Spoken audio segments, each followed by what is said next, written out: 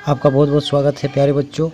आज हम उन क्वेश्चनों को सॉल्व करने जा रहे हैं जो उस दिन हमने वीडियो में आपको गेस्ट क्वेश्चन के रूप में बताए थे। आपका हमारे चैनल जेक ऑनलाइन स्टडी कतरास में बहुत बहुत स्वागत है। आज गेस्ट क्वेश्चन आप जैसे देख रहे हैं, गेस्ट क्वेश्चन का सोल्यूशन है और गेस्ट क्वेश्चन का सोल्यूशन 20 क्वेश्चन करना है हमको। आप हमारे साथ शुरू से अंत तक बने रहें क्योंकि 20 क्वेश्चन बहुत ही इंपॉर्टेंट है और ये क्वेश्चन आपको आगे की परीक्षा में हेल्प कर सकता है। पहला प्रश्न हम लेते हुए, दहन के लिए आवश्यक है। दहन के लिए क्या आवश्यक है? तो दहन के लिए सबसे आवश्यक क्या है? तो हवा। हवा के बिना दहन नहीं हो सकता है। दहन का अर्थ होता है आग को जलाना। जलाने का अर्थ होता है उसमें ऑक्सीजन की मात्रा होनी चाहिए और हवा ही सर्वोत्तम इसका विधि है। दूसरा प्रश्न आपके सामने है। दूसरा प्रश्न हम ले रहे हैं, एक ज्वलनशील पदार्थ का नाम लिखे। ज्वलनशील पदार्थ यानी जलने वाली पदार्थ। तो एक ज्वलनशील पदार्थ का नाम है पेट्रोल। ज्वलनशील पदार्थ पेट्रोल। पेट्रोल एक ज्वलनशील पदार्थ है। आप भी जानते हैं कि वो तुरंत आग पकड़ लेती है। तीसरा प्रश्न है, ईंधन का ऊष्मीयमान का मात्रक है। ईंधन का ऊष्मीयमान का मात्रक, सब किसी न किसी भी वस्तु का एक मात्रक होता है। तो ईंधन का भी ऊष्मीयमान कि किस मात्रा में वह ज्वलन को प्राप्त होती है। तो इसका सही उत्तर होता है केजे प्रति केजी। इसका सही उत्तर केजे प्रति किलो जूल प्रति किलोग्राम। इसका सही अर्थ होता है किलो जूल प्रति किलोग्राम। अगला प्रश्न 4 नंबर हम लेते हैं, कौन सा एक स्वतः दहन का उदाहरण है? स्वतः दहन तो पटाखा है। पटाखा है जो स्वतः दहन का उदाहरण है।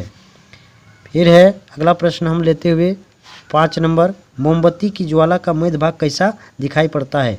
ज्वाला में भी कई भाग होते हैं प्यारे बच्चों। तो ज्वाला के मध्य भाग जो सबसे अधिक गर्म होता है वह पीला दिखाई पड़ता है। कैसा दिखाई पड़ता है? पीला। छठा प्रश्न हम लेते हुए, तेल में लगी आग को किस अग्निशमक द्वारा बुझाया जाता है?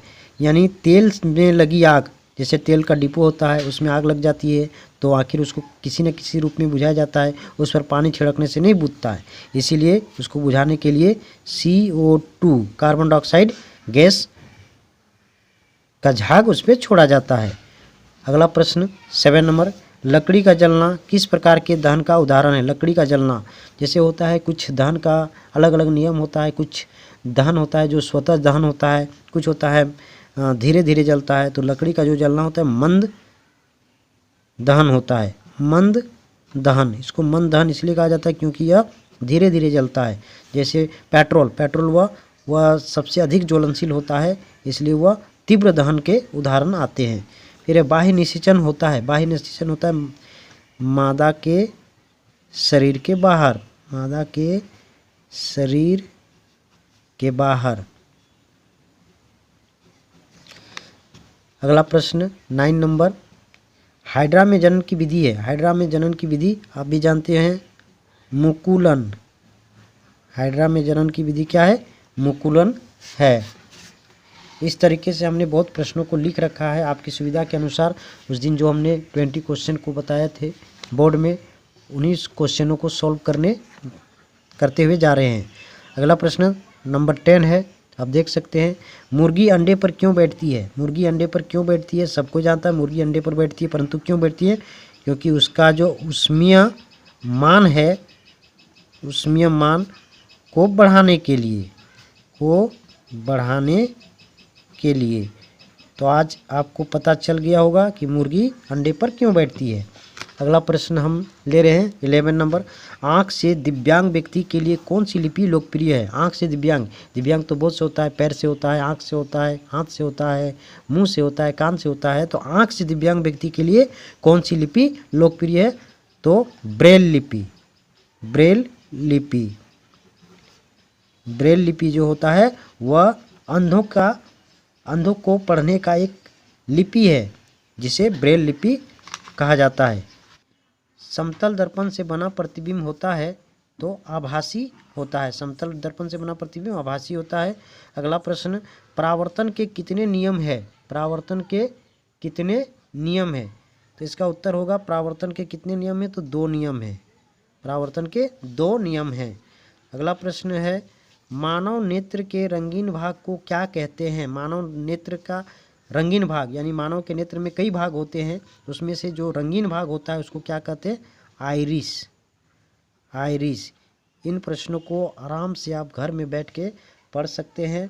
आपके पास बहुत सारे क्वेश्चन ऐसे हैं जिनका हल हम आपको दे रहे हैं, आप आराम से बैठ के पढ़ सकते हैं। श्वेत प्रकाश कितने रंगों का मिश्रण है? श्वेत प्रकाश, आप जान रहे हैं, प्रकाश में कितने रंगों का मिश्रण है? तो 7 रंगों का मिश्रण है। इसमें 7 रंग इसमें समाहित है। सूर्य के प्रकाश जो श्वेत होता है उसमें 7 रंग पाए जाते हैं। अगला प्रश्न है, आपतन कोण परावर्तन कोण के बराबर होता है? तो हमेशा बराबर होता है, अथवा सदैव भी कहीं कहीं ऑप्शन में आपको मिल सकता है। 17 नंबर का प्रश्न है, मानव नेत्र के सुस्पष्ट दृष्टि की न्यूनतम दूरी होती है? मानव नेत्र के, यानी हम जो देखते हैं, कोई भी चीज़ पढ़ते हैं तो उसका एक सुस्पष्ट दृष्टि होती है, यानी उससे अधिक दूरी पर भी हमको उतना सही नहीं दिखाई पड़ेगा और कम सामने में भी नहीं दिखाई पड़ता है। वह है 25 सेमी। 25 सेमी हमारे लिए सुस्पष्ट दूरी होती है। 18 नंबर प्रश्न है, यदि आपतन कोण 30 डिग्री है तो परावर्तन कोण का मान क्या होगा? तो आपतन कोण का मान के बराबर ही परावर्तन कोण होता है, इसीलिए इसका भी आंसर 30 डिग्री ही होगा। 19वां नंबर प्रश्न है, आंतरिक निषेचन कहाँ होता है? तो मादा के शरीर में। और आज का अंतिम प्रश्न आगे है। आज का 20वां प्रश्न है और अंतिम प्रश्न है, 2 दीप्त वस्तुओं के नाम लिखिए। दीप्त मतलब जो स्वयं प्रकाशित करते हैं, जैसे सूर्य दीप्त वस्तु के अंतर्गत आता है। आपका हो जाएगा बल्ब जो है उससे हमें रोशनी मिलता है, इसलिए दीप्त वस्तु के अंतर्गत आ जाता है। अदीप्त वस्तु में बहुत सा है, ईंटा पत्थर जितना भी है अदीप्त है। इस प्रकार आपने हमारे साथ 20 प्रश्नों को सॉल्व किया है। आगे के वीडियो में और भी है, और ये याद रखिए सब्जेक्ट आपका साइंस है, SCINC साइंस है। प्रत्येक सब्जेक्ट का इस प्रकार का आपको वीडियो मिलते रहेगा और आप हमारे साथ जुड़े रहें। और यदि आप नए हैं तो सब्सक्राइब जरूर करें और बेल आइकन को जरूर दबाएं ताकि आपको सबसे पहले नोटिफिकेशन मिल सकता है। धन्यवाद।